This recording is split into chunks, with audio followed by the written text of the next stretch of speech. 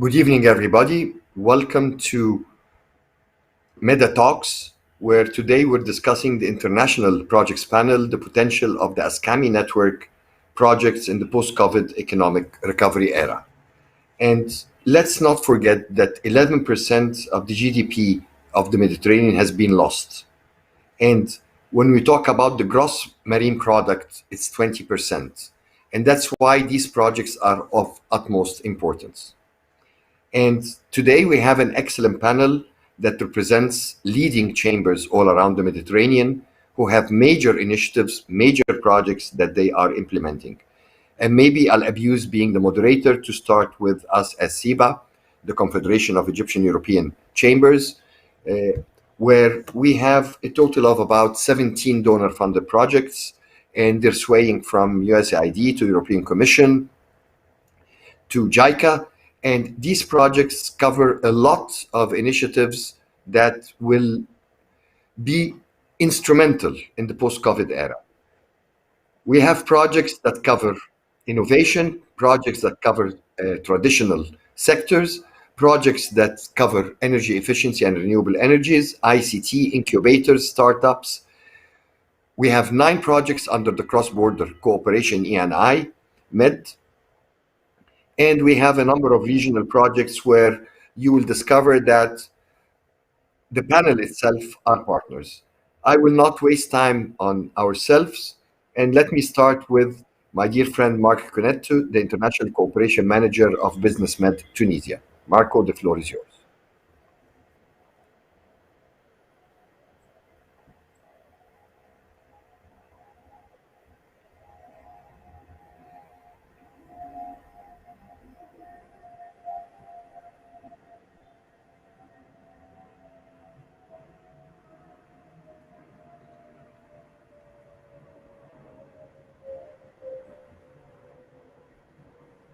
Now it's time for Marco Conetto to take over.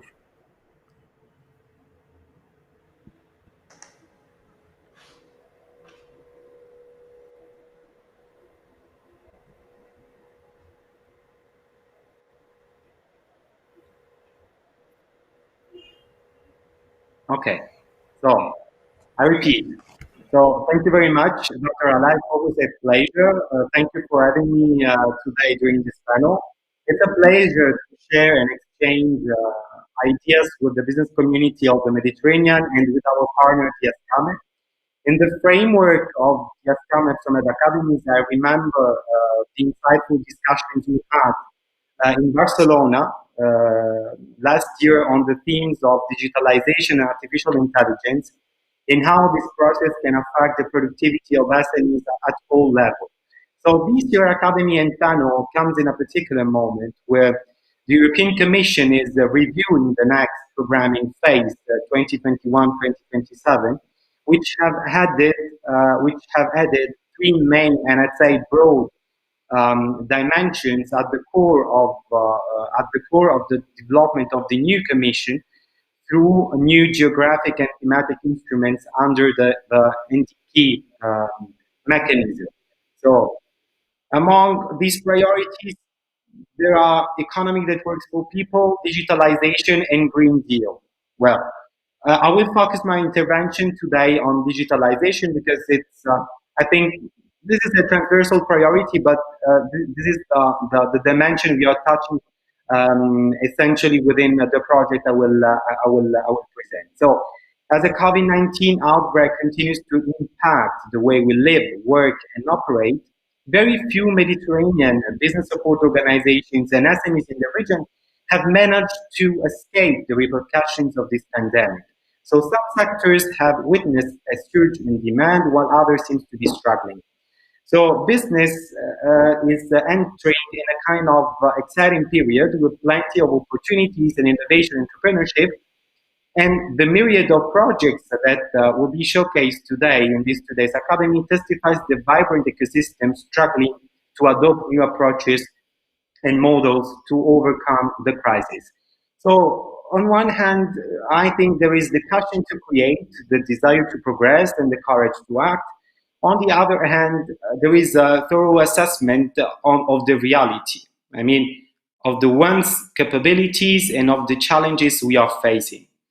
So a focus on innovation and digitalization alone is not sufficient. It's not enough for the sustainability in the current business environment. So environmental awareness and social impact, as well as economic place demands on firms to contribute to sustainable development is also needed. And the EPSOMED project, I would say that is coordinating a set of actions in this direction, more specifically on the digitalization dimensions. I would say, generally speaking, that coordination is the key word of this challenging business ecosystem. EPSOMED, for those who didn't know, who do not know, the project is a 4-year intervention financed by the European Commission under the European mechanism program, which has been launched in 2018, and which is actually also contributing financially for the organization of these panels. So the digitalization of SMEs in the middle region is still in its early stages, so with strong adoption growth expected in the next few years. However, the use of digital tools by consumers is highly and growing rapidly. As an example, we can say that the young and tech-savvy demographics of the region will indirectly affect the adoption of I would say digital technologies in small and large businesses. So there are a few factors that demonstrate that strong momentum for the digitalization of SMEs in the near future is come. Businesses are seeing the benefits of digitalization and more internal process, and customer journeys are being digitized.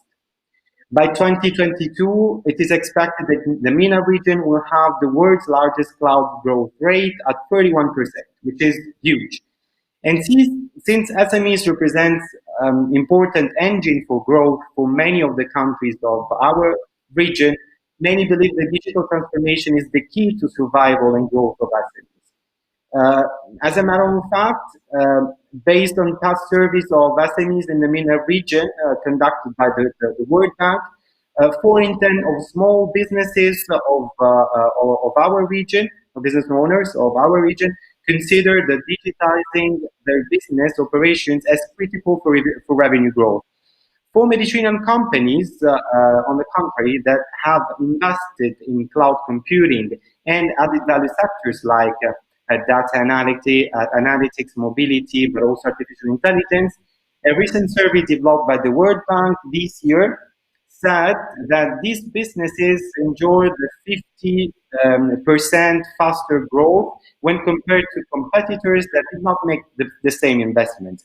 And these sectors will be crucial for redynamizing the business ecosystem in the Mediterranean. However, I have some points to raise. So what we can do as a business community in terms of digitalizing this business ecosystem, this SME ecosystem in the southern neighborhood countries, but also in Europe. First of all, we need to understand and enhance better the understanding on how different types of SMEs can size the benefits of digitalization, to innovate, to become more competitive, to participate in a global value chain, and harness also the ongoing transformations in business models and relations. We need to promote learning knowledge among sharing and policymakers, businesses, researchers. We need to adopt a multi-stakeholders approach, and also acquiring knowledge and developing or attracting skills which are critical for SMEs. I will now focus on 2 main points. The first is how we can coordinate all these actions, but particularly how we can coordinate SMEs focused initiatives in the southern neighborhood with the relational platform that I will introduce. And the second point would be focused on capacity building, upskilling and reskilling of operational managerial capacities of BSOs and SMEs. So as regarding the first point, for a rebalancing market force will not be enough. So that is why BusinessMed, with all the partners of the region, and particularly also the SCAME, is implementing the business country desk, which is the only regional platform providing digital services to SMEs through three particular services, which are three main dimensions of services, which are the partnerships tool, the business help desk tool, and the matching tool. And these three functions will enable SMEs and investors to access potential markets, trade for goods and services in an easy way. This will include a set of functionalities, a B2B marketplace for SMEs, investors, and organizations in a virtual version supported by Chatbox, a business events focus tool with intent-based matchmaking that align with the attendee goals, easy media booking, and so on. Partnering opportunities, but all by profile types with the database of context of all the structures, enterprises, investors, BSOs, and state actors and civil society actors that have been registered through the platform.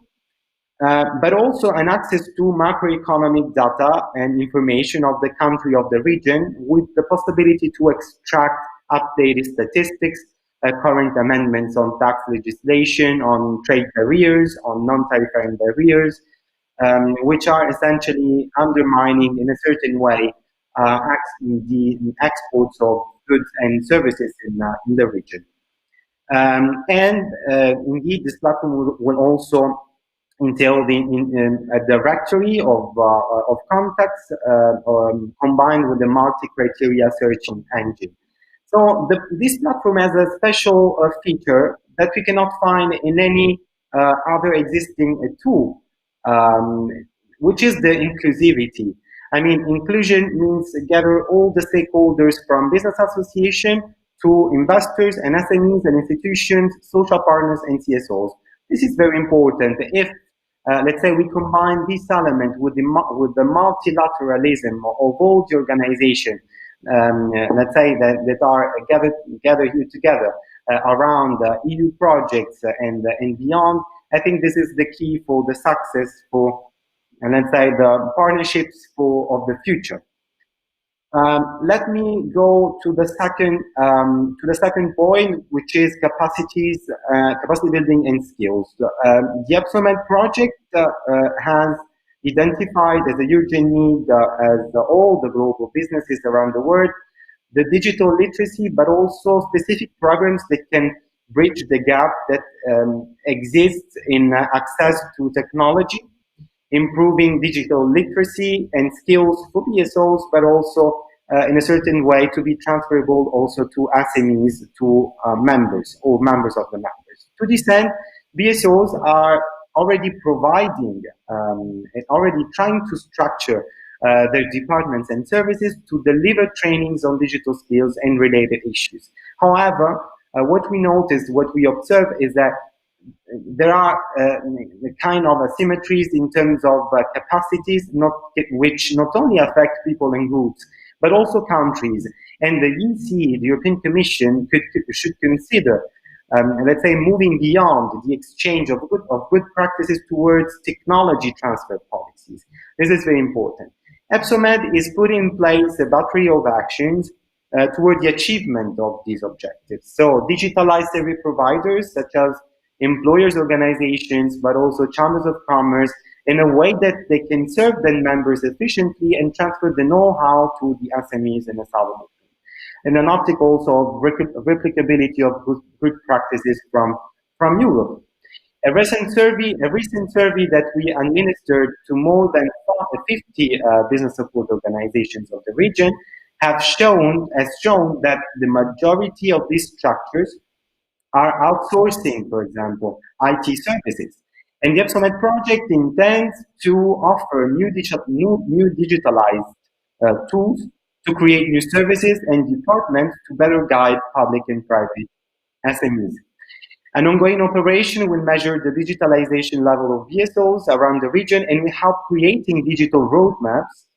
And we are trying to also help these BSOs creating or readapting, for example, training courses, giving priority to a flexible continuum of learning modalities.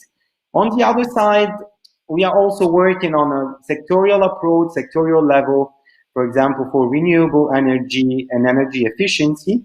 What we'd like to ensure is that investment in energy promotes inclusive access to affordable, reliable, but also sustainable and modern energy in accordance to SDGs. This is also applicable to investments. We are moving towards the creation of a roadmap for sustainable investments with an impact label that takes into consideration SDGs and particularly SDG 17 partnerships for the goals. So just to conclude, I would say I will have two calls. The first one is that it's time to do more and better also for public and private partnership, for PPP.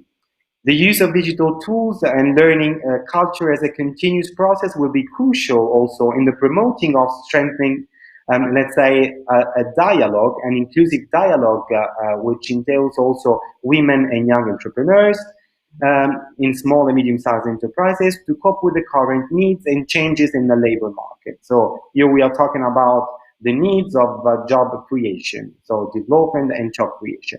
So resiliency, adapted business models, and organizational setup with a strong demand on social perception, are factors at play in fostering these sustainable businesses. And multilateralism, just to conclude, is the key, I think, the leitmotif or the key that will ensure the success of all these partnerships around the Mediterranean. Thank you very much.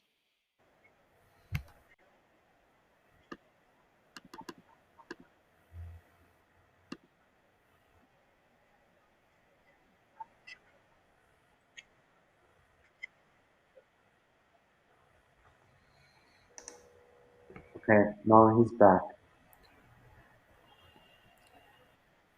Thank you, Marco. And maybe I can summarize what you have mentioned. We're talking about digitalization, blending, cooperation, partnerships, which is the theme of what we're doing, and more important, tackling youth and gender observation. Maybe as chairman of the EPSOMED steering committee, I'll add one more important element that wasn't tackled, which is access to finance. The 22 billion euros of grants, technical assistance, soft loans availed for Mediterranean SMEs. And this is one key role that EPSOMED is working very heavily on. This panel will present leaders and partners in over 50 projects, each one between 3 and 5 million euros. We're talking about 200 million euros, the majority coming from the European Commission, a big part coming from ENI-CBC, another part from the regional, as well as other instruments of the European Commission. And moving from south to north, let's see what the official Chamber of Commerce and Industry and Services and Navigation of Spain is offering. And we have the pleasure of having with us our dear friend, the Director of Transnational Projects, Carmen Aylon. Carmen, the floor is yours.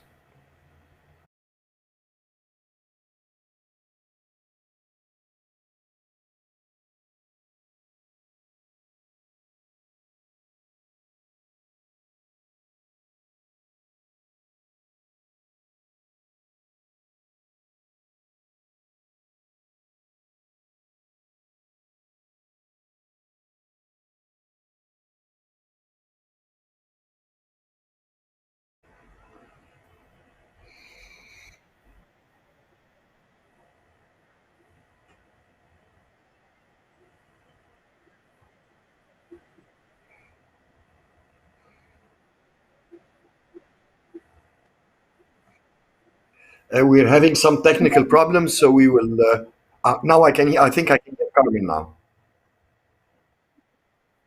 Yeah. Can you speak, Carmen? Yes. Sí. ¿Me oyen? ¿Me oís ahora? Ok. Buenas tardes a todos. Quiero agradecer a Scame la oportunidad de participar en este webinar o en estas jornadas y de reflexión, así como a todos los asistentes por su interés y su conexión a las mismas. En este caso, la Cámara de España nos gustaría presentar el proyecto que estamos liderando en el marco del programa GREENINMED, denominado GREENINMED. A continuación voy a presentar unos datos brevemente sobre el proyecto y la evolución del mismo. Este proyecto está cofinanciado por la Unión Europea en el marco de la cooperación con el Mediterráneo y formamos parte en el consorcio 3 socios de Israel, la Asociación de Aguas de Israel, ISWA, Cap Energy en Francia, Kinneret College en Israel y también Araba Institute en Israel, junto con Cámara de España por parte del norte, es decir, Francia y España de una parte y 3 socios expertos en agua por parte del Mediterráneo. Los datos principales siguiente, por favor. ¿Cuál es el objetivo de este proyecto? Es conseguir innovar, fomentar la innovación de las pequeñas y medianas empresas del Mediterráneo a través de la utilización y de la implementación de soluciones que fomenten la eficiencia energética y la gestión innovadora de aguas, principalmente en las empresas vinculadas a la actividad turística, es decir, hoteles, spas, campings, incluso grandes centros de ocio y de recreo. Actualmente, con la pandemia, la crisis provocada por el COVID-19, este sector, además, cobra gran interés. Como he comentado, el consorcio está formado por 5 socios y de los cuales Cap Energy tiene un gran saber en energía, los socios israelíes tienen gran saber en agua y desde las cámaras en España también tratamos de fomentar todo nuestro saber hacer con las pequeñas y medianas empresas, así como la implementación de la innovación entre las micropymes. Los componentes del proyecto son esencialmente las acciones de, por una parte, información a través de seminarios, webinars, workshops, talleres de trabajo, las acciones de fomento de la innovación entre las pymes a través de la implementación de unos Innovation Vouchers y también el apoyo a todo lo que es la innovación en el sector a través de unas subvenciones, unos subgrants que se darán a startups de spin-offs. En la parte de información, de diseminación, de generar esa cultura a favor de la innovación, los socios, siempre trabajando de forma transversal y de forma colaborativa, hemos diseñado un catálogo de las mejores tecnologías que pueden ser útiles para las pymes.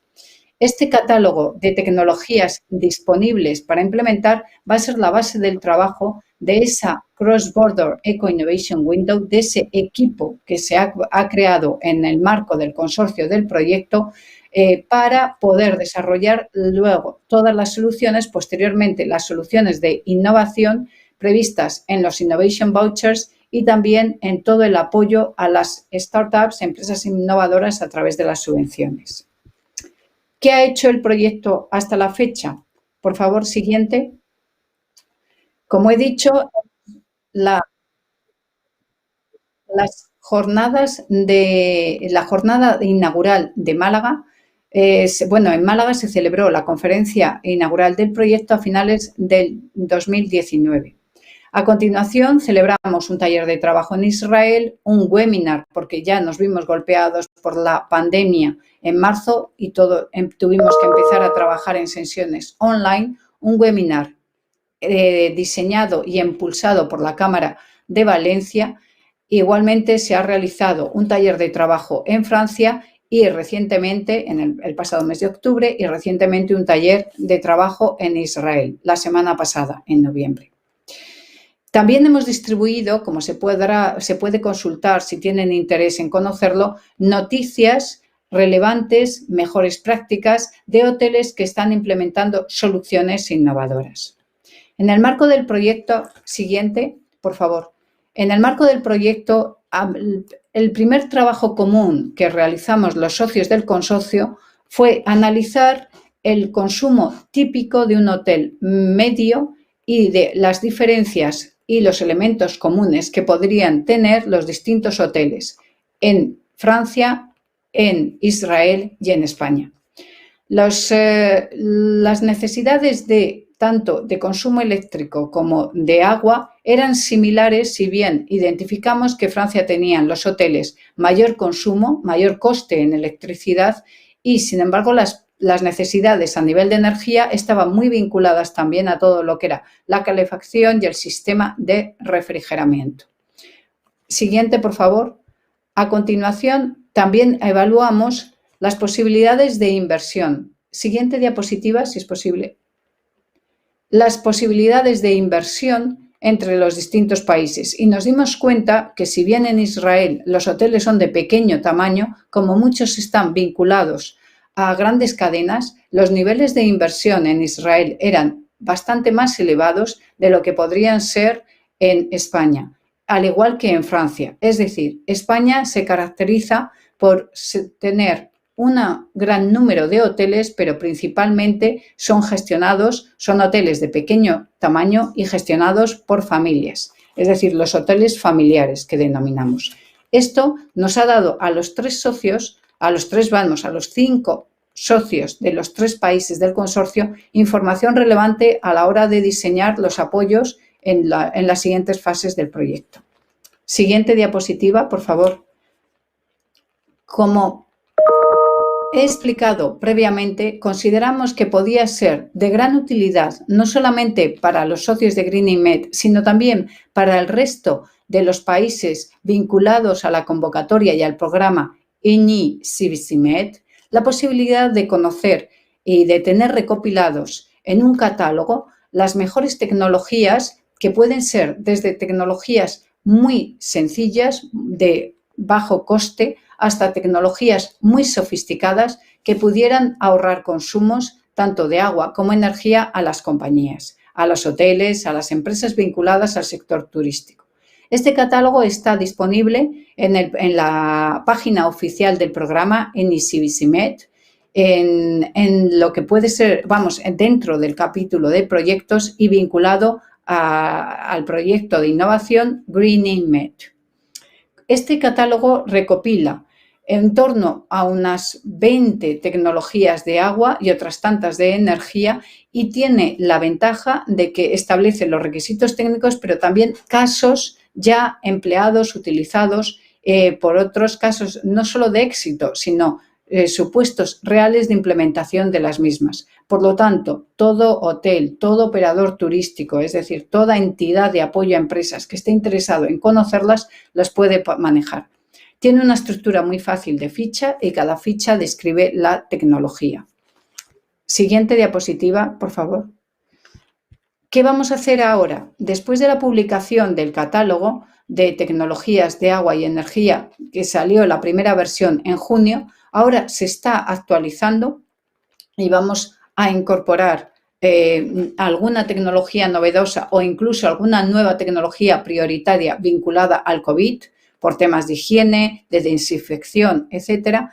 Y con ese catálogo vamos a publicar ya las convocatorias de apoyo a la innovación entre las pymes del sector turístico. ¿A través de qué instrumento? De los Innovation Vouchers. Los bonos de innovación, Innovation Voucher, Innovation Vouchers, son ayudas que se van a otorgar a las pymes de los 3 países participantes en GREENINMED a través de una convocatoria pública que se va a publicar en los meses próximos. En Francia se publicará en noviembre, en España tenemos intención de publicarla en diciembre y en Israel próximamente también, a finales de, o bien en diciembre o en diciembre o incluso quizá ellos también llegarían a publicarla en noviembre. A través de esas convocatorias se van a seleccionar a pymes vinculadas al sector turístico en las regiones mediterráneas y mediante los bonos de innovación las pymes podrán tener el asesoramiento de un experto que les analizará la mejor tecnología a aplicar para poder implementar de forma rápida en su instalación, para poder incluso tener una tasa de retorno y unos ahorros importantes tanto en el consumo de agua como energía. Finalmente, una vez terminemos la fase de los bonos de innovación, que preveemos finalizará en los meses de abril o mayo de 2021, comenzaremos ya la fase de apoyo al sector, no tanto de la demanda en tema de eficiencia y agua y energía, como al sector de lo que denominamos oferta, es decir, esas pymes, startups, spin-offs que están ahora trabajando sobre nuevas soluciones a ofrecer para el mercado, poderles ayudar a través de subgrants, de subvenciones directas que fomenten su actividad innovadora y, sobre todo, también poderles apoyar financieramente para que participen en rondas de financiación, en actividades de networking con nuevos inversores, así como en presentar sus productos a nivel transnacional para poder fomentar la implementación de esas nuevas soluciones del modo más amplio posible. Siguiente, por favor. Y bueno, aquí acaba el breve resumen del proyecto. Espero que haya sido de su interés y estoy a su disposición para posteriormente resolver cualquier duda en la ronda de preguntas. Gracias. Buenas tardes. Thank you very much, Carmen, for this excellent overview of GREENINMED CBC and I project. And let me assure you that there is huge room for cooperation. We have 4 projects that can complement it. We have MedPearls, which is promoting slow tourism, and iHeritage, which is for ICT in the UNESCO Cultural Heritage areas.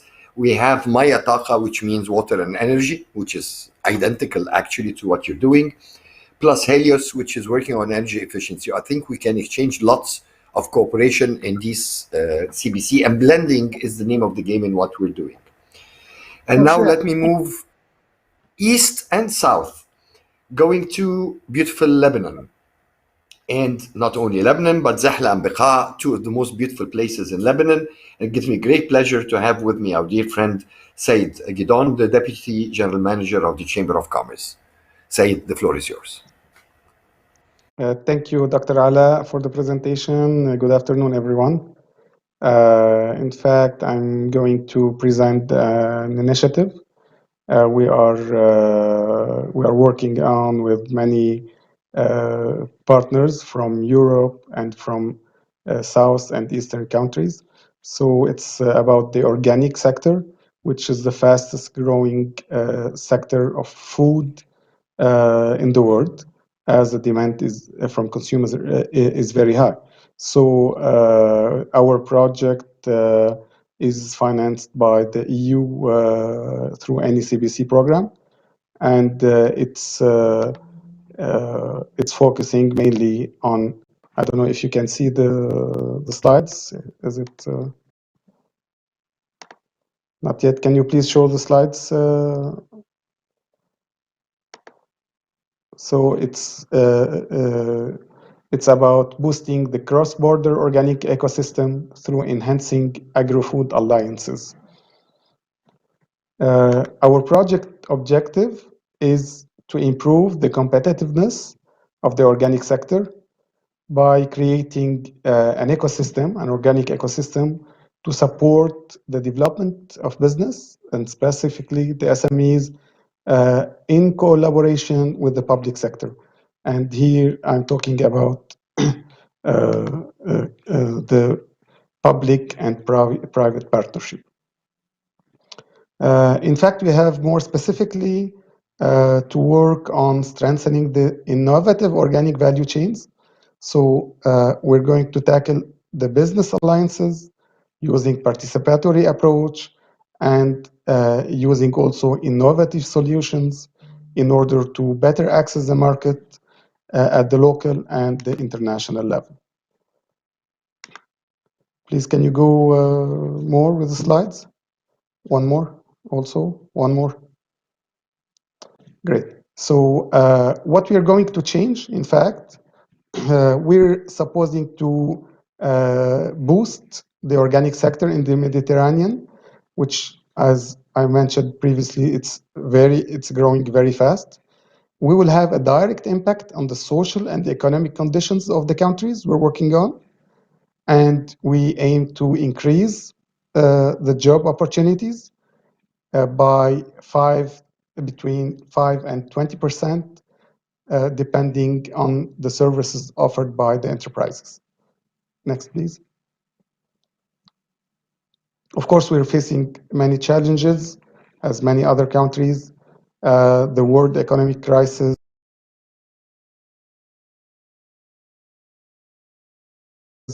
COVID-19 pandemic, the trade between the different, especially Europe and Mediterranean countries, and sometimes the lack of funding is an obstacle to the development of different sectors. Next, please. Next slide.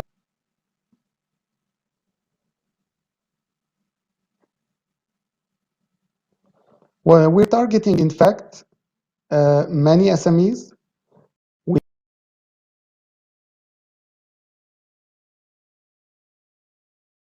We have a target to get specific support, specific trainings, consultancy, value chain agreements, and labs at the international level. In general, we are focusing on the agro-food sector, and we believe that a lot of agro-food companies will be converting from the conventional to the organic sector. The next slide, please. One more, please. Okay. So, as you know, our project is funded by the EU for a budget of 2.4 million euros, where 90% is financed by the EU and the 10% by the different partners. We are, in fact, 6 main partners in the project. We have mainly the Ministries of Agriculture in Jordani. We have also different partners. Ascami is one of the partners. On the other side, we have JEPA in Jordani, the Jordanian Exporters Association. We have Siam Bari in Italy.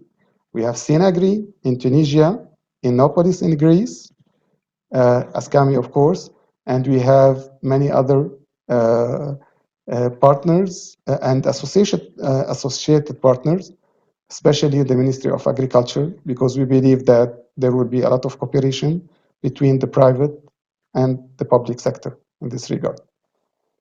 Can you go further with the slide, please? You can follow up, of course, on social media. We are on Facebook, Organic Ecosystem, on Twitter, on Instagram, and on LinkedIn. So all the project activities are disseminated over the social media, and everyone can follow us, and the invitation is open for everyone. Next, please. I'm going a little bit into details of the project. We are going to work on 3 levels. First of all, building the organic ecosystem. Second, going further and finding innovative value chains in the organic sector. And finally, to focus on business alliances in order to promote business between different partners. Next.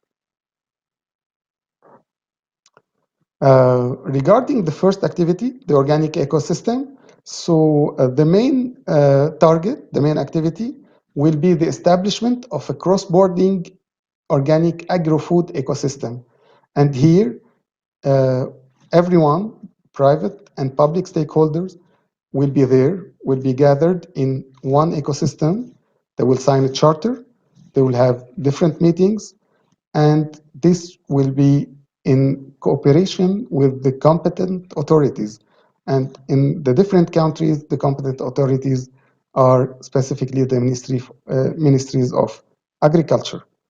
So this system will ensure surveillance and building the trust between different partners, and it will help to develop the policies in place or new policies in order to support the SMEs and the operators of the organic sector. Next.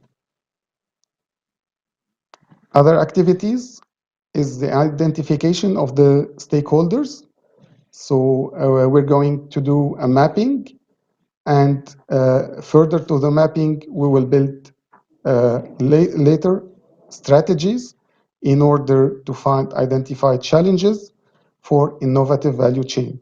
So we will organize national roundtables, we will elaborate reports, analysis, and everything will be disseminated through e-newsletters. Next. So this is, of course, the kind of meetings we're doing right now over Zoom, over other applications, because most of the activities were stopped due to COVID, and no one can travel anymore. So we are limiting our travel costs, and we're trying to switch these costs in order to support the activities, specifically business alliances and database organization. Next. Another work package is on innovative value chain.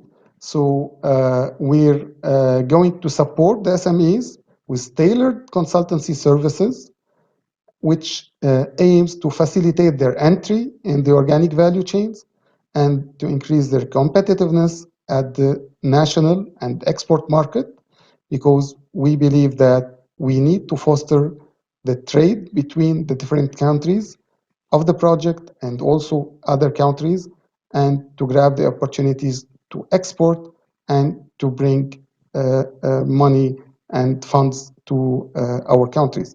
So this will be based on the needs of the companies. All the consultancy will be tailor-made according to the SME's needs. Next.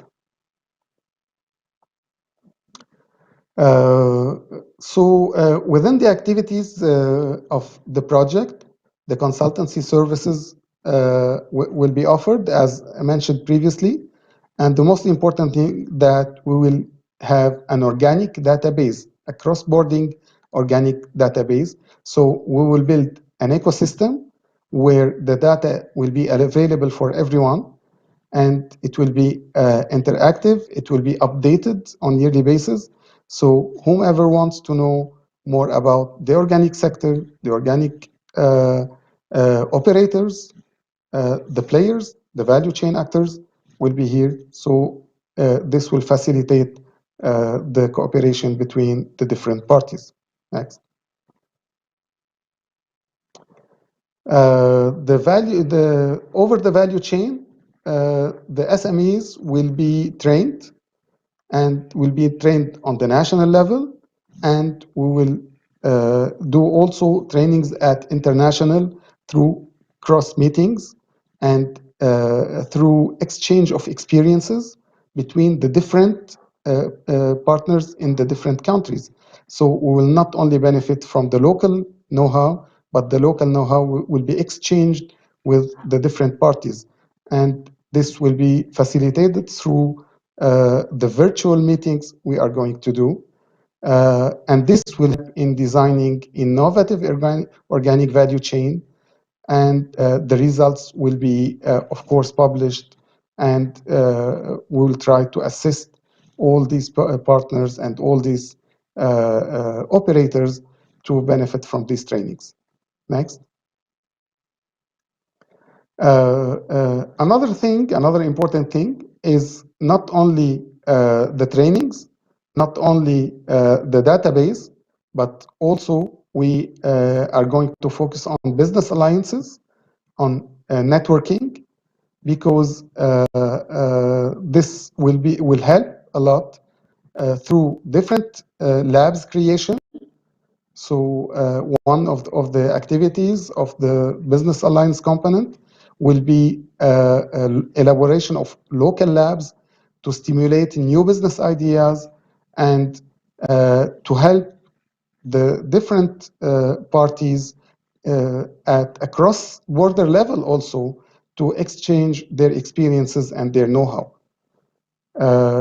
And after that, we will support them in participating in business fairs different business fairs in different countries where organic has a big place, and they will be able to exchange the products, will be able to enter new markets, and to generate more money.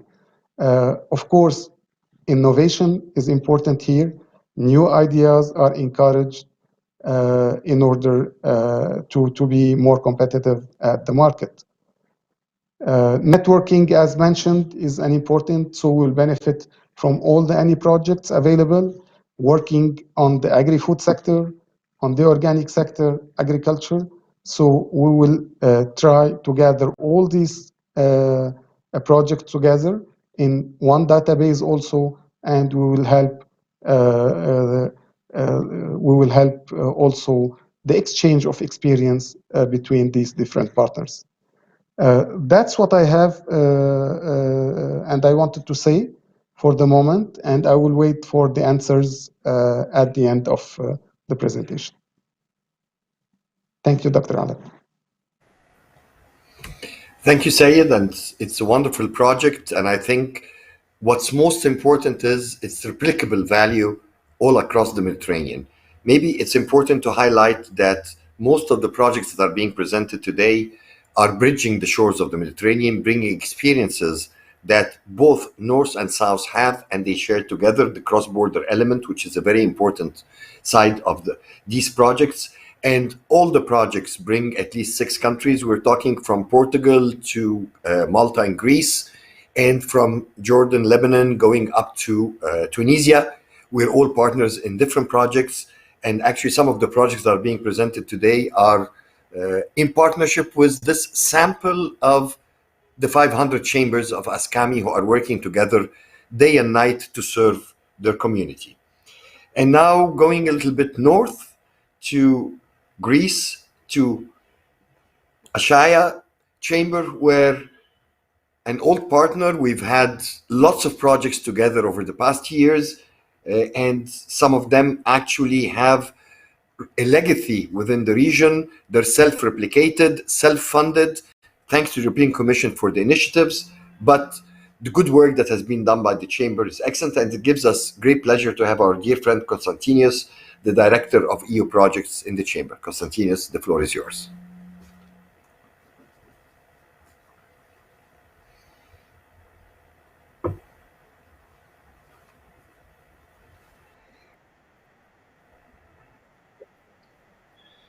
Okay, thank you, Dr. Alaez, for the introduction. Buenas tardes a todos. These are the only Spanish that I feel confident to speak tonight. I will continue in English. I would like to thank our hosts for the invitation and Ascame for giving us the chance to discuss and exchange ideas and information with all of you. I'm here to talk about our strategic project called INTECMED, which is the title is Incubators for Innovation and Technological Transfer in the Mediterranean, which is of course funded by ENI CBC Med program. From the title of our project, you understand that innovation, startups, new products and services, knowledge transfer and support mechanisms for innovation transfer are in the heart of our project. We are all aware that Mediterranean is not a unique entity. The Mediterranean business community has a heterogeneity in terms of innovation capacities and policies. However, we have common problems and common challenges. One of them is to overcome the obstacles of different actors working together with innovation at local level and try to coordinate actions and find synergies between the different stakeholders. We do share same problems like the pandemic, which is something that can be found in the overall Mediterranean. It is a shock for all of us. So within INTECMED, we plan to share solutions for our common problems. We are at the beginning of our project. The kickoff meeting is next Monday, and one important issue that we need to confront is the COVID-19 pandemic. It is a dimension that we need to introduce in our lives. We need to be shock responsive as a society. So our project and our activities need to be shock responsive. In TechMed, partners from Greece, Spain, Egypt, and Tunisia, mainly representatives of the business community like chambers and Federation of Chambers, and research organizations like universities or technological institutions. We try to collaborate in order to develop a Mediterranean ecosystem that will facilitate improved technological transfer and increase the commercialization opportunities of research results, aiming to strengthen synergies among research, industry, private sector, and citizens. By our side, we try to confront new challenges with a vision to create new processes and new opportunities, and trying to contribute to the recovery of the Mediterranean main sectors in the post-pandemic scenario.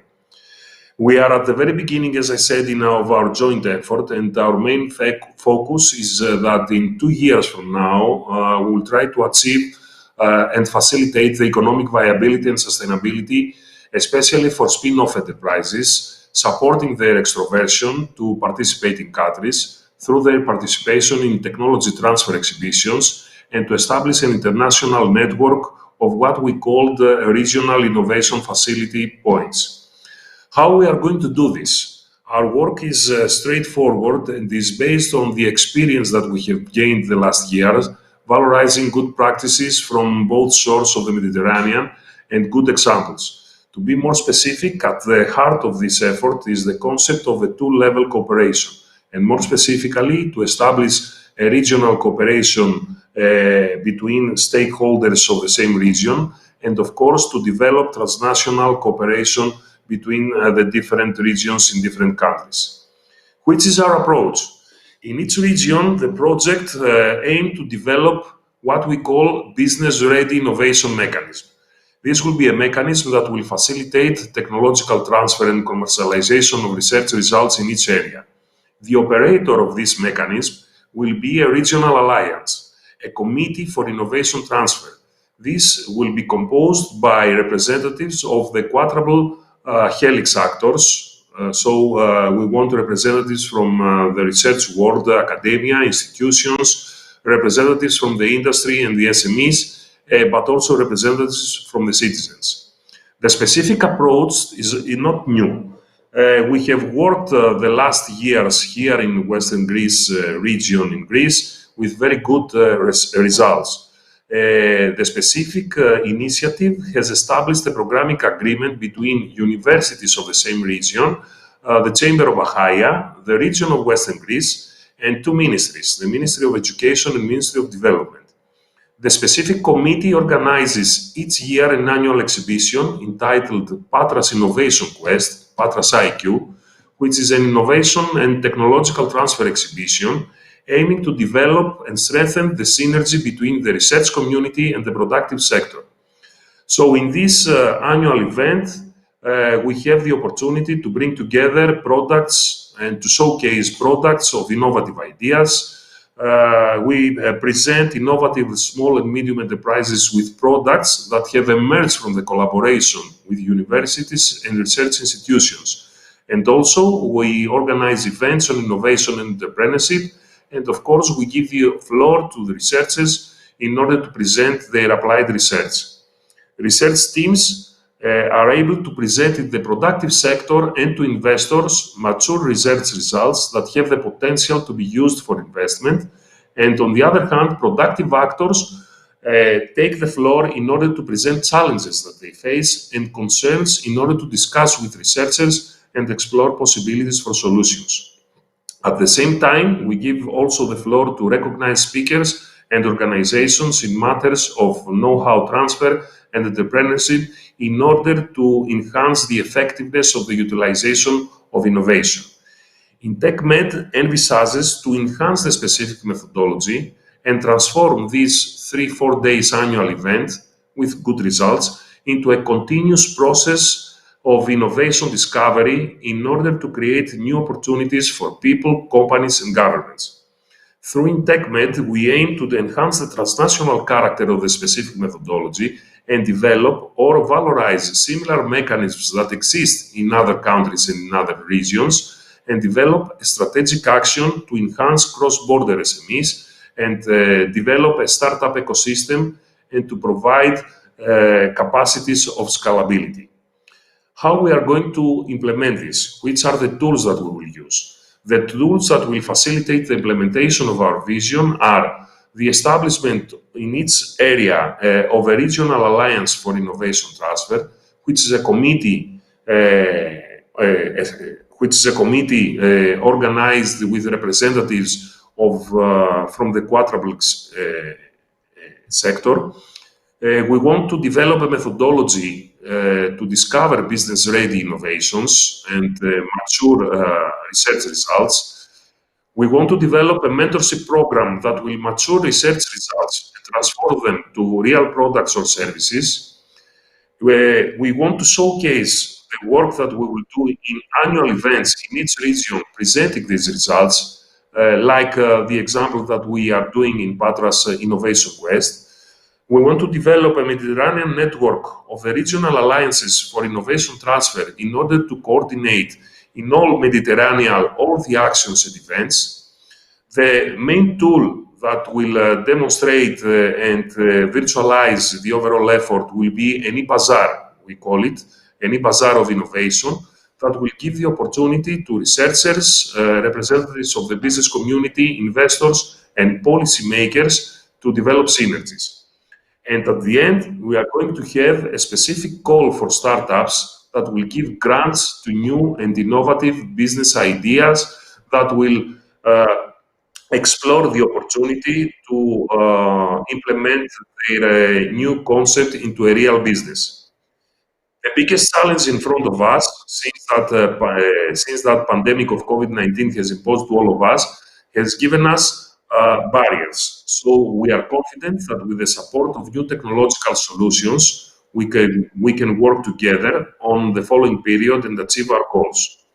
We will not allow the pandemic to stop our efforts in order to contribute to the recovery of the Mediterranean main sectors. The future is now, and with the collaboration of research institutions, industry, and citizens, we will success.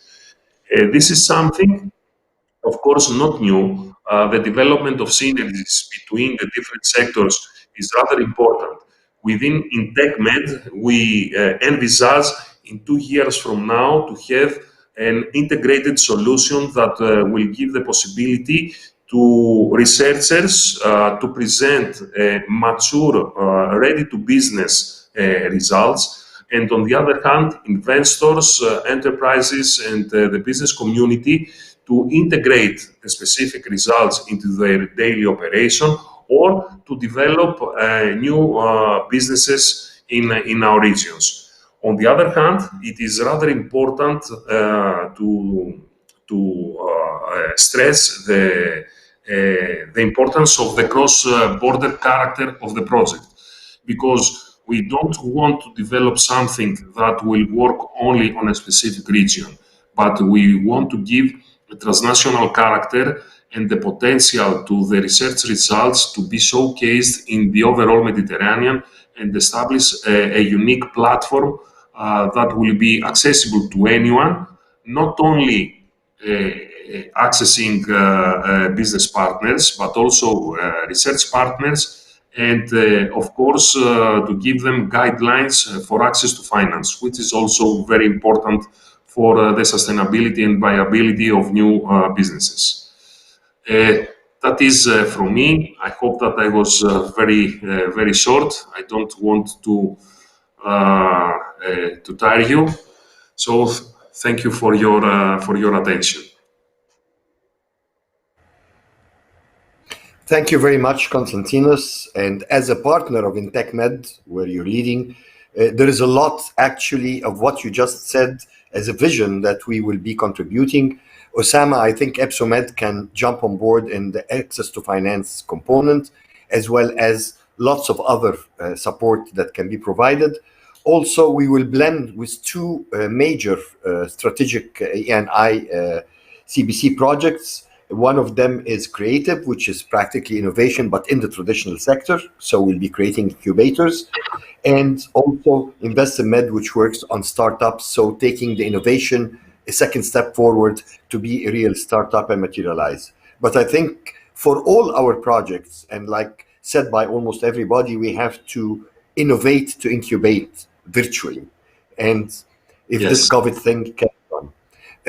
I've been advised that Carmen has to run. So before you run, since we as business chambers are needy and greedy, before I go to our host, the Barcelona Chamber, one question that will be doing around for everybody. If you're the decision maker, you're the European Commission, what project would you approve that you believe is highly needed in this COVID era? So just in a nutshell, Carmen, what would you decide?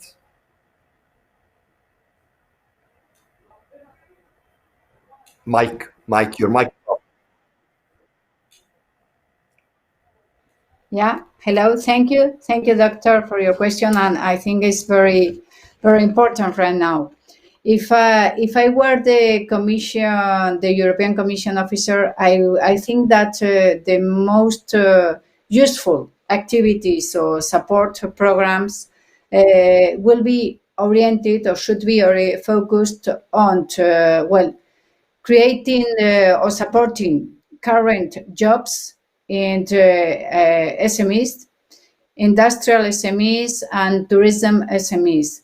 Why? Because I think that most of them are fighting to going through this difficult period, and I think that most of them are willing to create more jobs, not only to maintain those they have.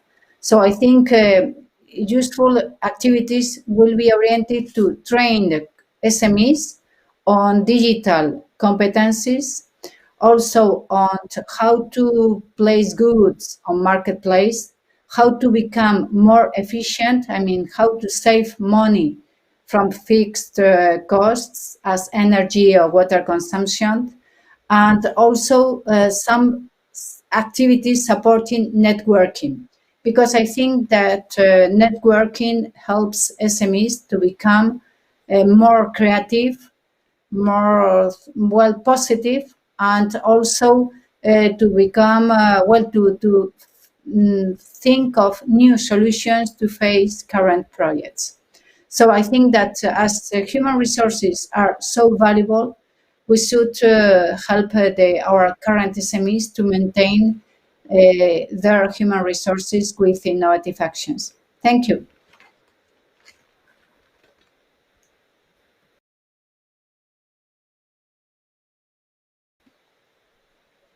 And the aim is sustainability and job creation and maintaining the existing jobs through relocation. Thank you very much, Carmen. Forward to see you again soon. Now we come to our last speaker, the host of the MEDA Week for the past 14 years, the Barcelona Chamber. And Barcelona Chamber has been a partner and is the host of ASCAMI actually, and is a partner to us in 19 projects in the past 20 years. I'm old a little bit, so I can say that. And it gives me great pleasure to have our dear friend Victor Soria, the head of the project manager of GREENINMED. So Victor, the floor is yours. Thank you, Dr. Ala. It's good evening to everyone. It's a pleasure to be here, and I hope that next year we can meet again in Barcelona. You're all very welcome, and so we expect that next year you can come to Barcelona. So, buenas tardes a todos. Como bien ha comentado el profesor, formo parte de la Cámara de Comercio de Barcelona, donde llevamos a cabo diferentes proyectos, implementación en Barcelona y en Cataluña. Me gustaría, no sé si se puede ver la presentación. Sí, aquí la tenemos. Perfecto, muchas gracias. Bueno, pues como os comentaba, ¿no? Formo parte de la Cámara de Comercio de Barcelona y aunque dentro de la Cámara es muy grande, llevamos a cabo muchas tareas, muchos servicios a empresas y yo particularmente la Oficina de Proyectos Europeos. Siguiente diapositiva, por favor. Perfecto, pues la Cámara, como comentaba, ¿no? Dentro de la Cámara somos un pequeño departamento que somos la Oficina de Proyectos Europeos, donde llevamos a cabo la implementación de diferentes proyectos en los cuales la Unión Europea pues cofinancia parte de las actividades, ¿no? Como veis, son proyectos de diferente índole, de diferentes áreas temáticas, pues desde el turismo sostenible, la movilidad y las energías renovables, las industrias creativas y la innovación. Esto es una pequeña muestra, un pequeño ejemplo, y esta tarde me gustaría enfocar y presentaros uno de ellos relacionado con la innovación, el Green Innovation y más concretamente con el Green Growth. Siguiente diapositiva. Perfecto, gracias. Pues como os comentaba, el Green Innovation es un proyecto Interreg-Med basado en el Green Growth, y lo que pretende es facilitar o acercar la innovación a las pymes a través de la creatividad. Para llevar a cabo este proyecto nos damos un total de 9 partners de 9 países diferentes. Entre ellos pues tenemos a Portugal, Francia, Italia, Bosnia, Croacia, Eslovenia, Grecia y Montenegro. Efectivamente, estos son los 9 países que conforman este consorcio, y nos unimos porque detectamos un problema, y es que las pymes del Mediterráneo apenas apenas tienen capacidad para gestionar altos niveles de innovación. También, por otro lado, muchas de ellas estaban alejadas de esta innovación tan necesaria, ¿no? Entonces, nos planteamos cómo les podemos ayudar a conseguir unos mayores niveles de innovación. Pues para ello aplicamos la creatividad y acercamos la innovación a estas pymes a través de la creatividad. Entonces, lo primero de todo fue definir unos objetivos claros. El primero era extender el conocimiento de técnicas creativas y metodologías para fomentar la innovación en las pymes. El siguiente era que las pymes pudieran encontrar nuevas oportunidades de negocio a partir de la aplicación de estas técnicas creativas y siempre teniendo en cuenta la sostenibilidad. Es decir, creemos que la sostenibilidad debe de estar en todas nuestras acciones, en todas las actividades productivas. Bueno, queríamos poner de manifiesto esta necesidad de ser más sostenibles. Y por último, queríamos potenciar el crecimiento de las empresas, ¿no? Mejorarlas a ser más fuertes, a ir más allá, a ir un paso más adelante, ¿no? Entonces, queríamos aprovechar la creatividad para ayudarlas en este aspecto. Si podemos ir a la siguiente diapositiva. Entonces, para ello, para conseguir todos estos objetivos, planificamos una hoja de ruta. La primera era la primera etapa, consiste en la definición de un modelo de trabajo para conseguir que las empresas accedan a esta innovación a través de la creatividad y la sostenibilidad. Por ello, hicimos un plan de trabajo que es público, que se puede acceder, es fácil, es entendible, porque queríamos que llegara al máximo, al máximo de espectadores posibles, al máximo de lectores. En esa metodología se incluía el diseño o el diseño de desarrollar unos laboratorios de creatividad, los CreaLab, en los cuales pues son espacios en los cuales todo invita a la creatividad. Cuando digo todo me refiero a desde su ubicación hasta cómo están diseñadas las paredes, los muebles que pueden haber dentro, las formas de las sillas, tienen unas formas diferentes, unas formas no convencionales que invitan a la creatividad, a dejar la mente abierta a nuevas ideas. También son laboratorios en los cuales el color está muy presente, lo cual te invita a innovar, a pensar, a diseñar, a imaginar, en definitiva, a crear nuevas ideas, nuevos modelos de negocio, nuevos procesos de organización, al final nuevas oportunidades de negocio que te van a hacer crecer y te van a ayudar a desarrollar. Y luego la última parte, la parte que es más interesante, que es más de apoyo a la pyme, aquí sí, donde les acercamos realmente la innovación a través de la creatividad, fue en el diseño y en la organización de workshops en los cuales era un workshop por empresa. Un workshop equivalía a un día de trabajo donde se analizaban diferentes retos que podían tener las empresas desde varios puntos diferentes de vista.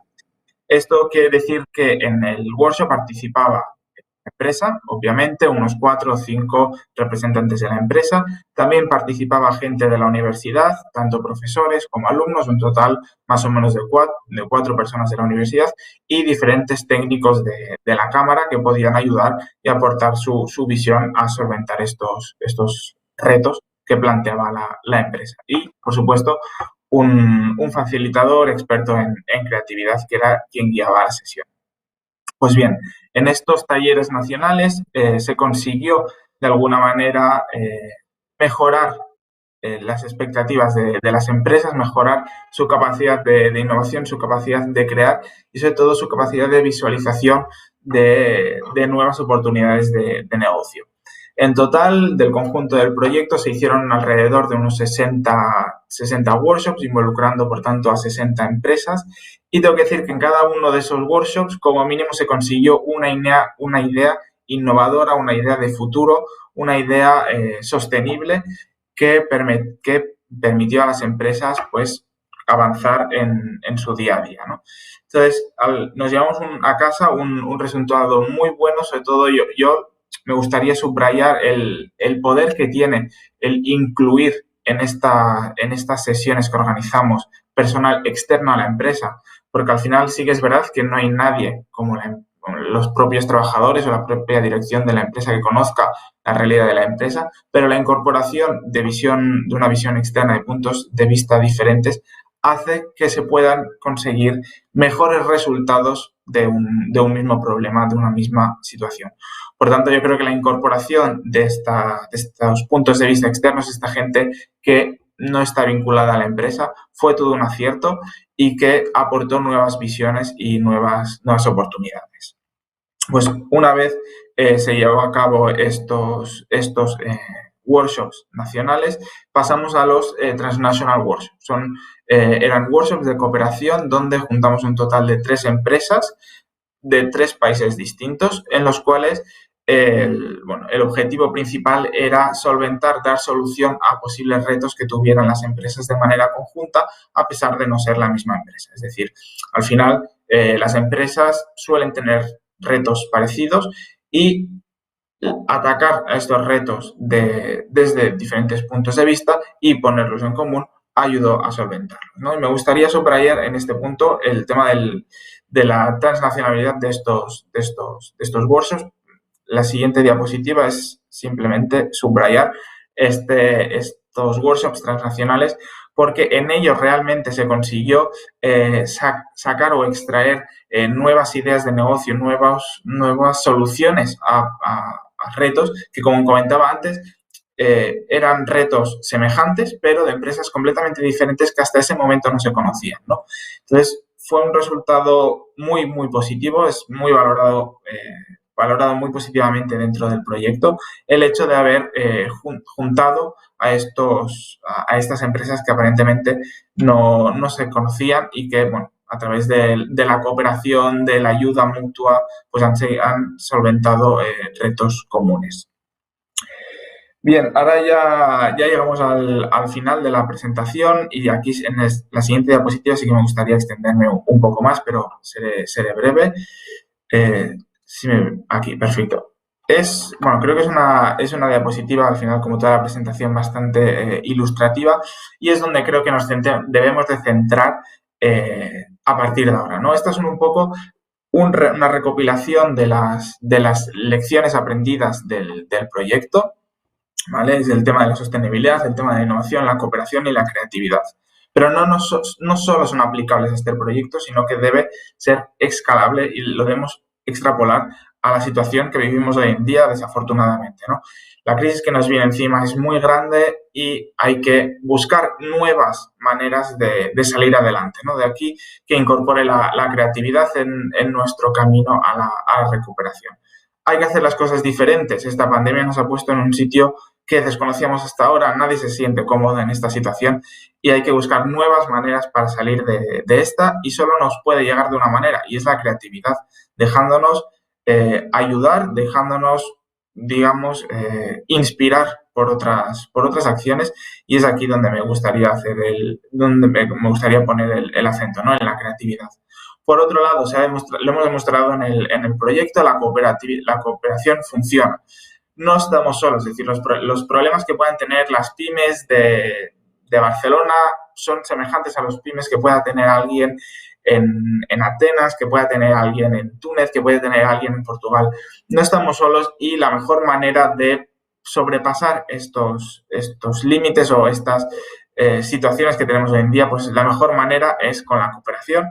Ya te digo, es ayudarnos entre nosotros, y esto es un ejemplo, ¿no? Y al final, no solo este proyecto, sino todos los proyectos lo vienen demostrando. Y por último, hacer énfasis en la innovación, y siempre una innovación que debe estar muy, muy conectada con la sostenibilidad. La innovación al final puede ser una gran innovación, una innovación disruptiva, o puede ser pequeños cambios que ayuden a aportar valor a la empresa y al cliente, ¿no? Entonces, no hace falta buscar esta innovación disruptiva, que también, esto es otro tema, pero también hay que buscarla, pero yo creo que hay que facilitar a la pyme el acceso a esta innovación, a estos pequeños cambios que van a aportar valor a su día a día y a ellos como empresa, ¿no? Y como comentaba, siempre vinculada a la sostenibilidad. Es decir, yo creo que ya a nadie se plantea pensar en cualquier idea de negocio sin tener en cuenta la sostenibilidad, y debemos mantener esta importancia de la sostenibilidad, del respeto por el medio ambiente, de que no es de una imprenta, o sea, dejar un legado cero de carbono, es decir, ser climáticamente neutros y avanzar en este camino. Por tanto, yo creo que, como comentaba, y así como resumen, estos 4 puntos han sido claves en el desarrollo del Green Innovation, y deben de ser claves también en el camino hacia la recuperación y la reactivación económica. Sobre todo, sostenibilidad, innovación, cooperación y creatividad. Pues bien, hasta aquí mi presentación. Daros las gracias y nada, estoy a vuestra entera disposición. Thank you very much. Thank you very much, Victor, and thanks for the Barcelona Chamber actually leading several projects that we're all partners in. And thanks to Ascami for bringing us all together, creating the partnership that we're all looking for. We have only a couple of minutes remaining. If any of our speakers would like to give a 1-minute bullet of what they would like to add if they were the European Commission. But before that, I would add one important thing, Victor, that you should add to your closing slides. Yes, green economy is important, but blue economy also for the Mediterranean is very important. So I'll put blue next to green. And since we're talking about blue, let's not forget the European Commission flag, because all of us, all the projects that are presented were funded by the European Commission. Maybe you as taxpayers in the European Union can ignore. We don't ignore. Really, we're grateful to the European Commission for all the support they've been providing to us. We're talking about over 200 million euros of projects that Ascami Chambers and Ascami do have, bringing together over 1,000 partners. And that's a huge work on our behalf. So now who would like to be the European Commission and decide a new project that is important for the post-COVID era in the last remaining 3 minutes? 1 minute per person. Well, so can I? Marco, would you like to start? Yes, please. Can I start? Okay. Can I start? Maybe? Yes. Okay. So I have two ideas. The first one is more, I would say, idealistic. The first one, I would like future projects focusing on sustainable and business models that put people before profit. So not just extractive business that do not support the development of local communities. And the second one, which is maybe simpler, in 2011, when I was a baby, the Davos Forum published a report in which they talked about the Mediterranean Africa. And now more than ever, I think that projects of European Commission should cover not only the Mediterranean region, but also the African countries. So we need to move towards continent-to-continent relations. So in a triangular cooperation and partnership models, which are a little bit different from what we have achieved so far. So that's it.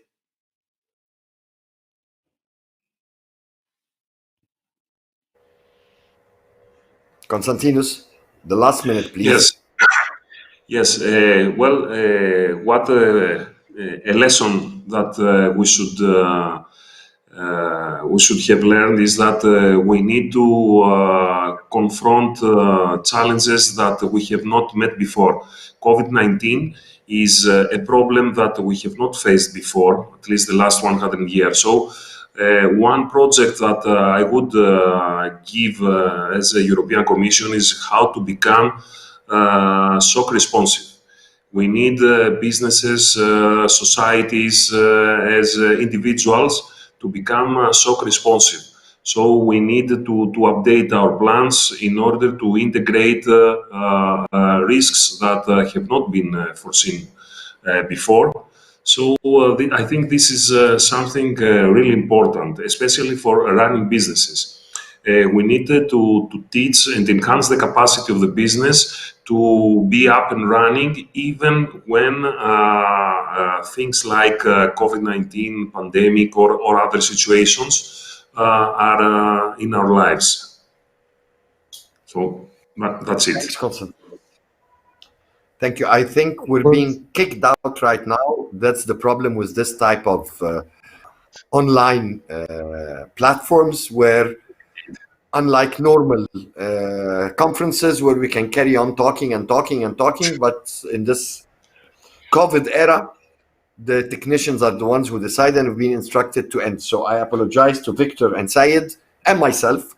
We can't speak, but thanks to all our speakers, thanks to ASCAMI that brings us together, thanks to the Barcelona Chamber that's hosting us, and looking forward to see all of you physically soon before the next summer. Thank you all.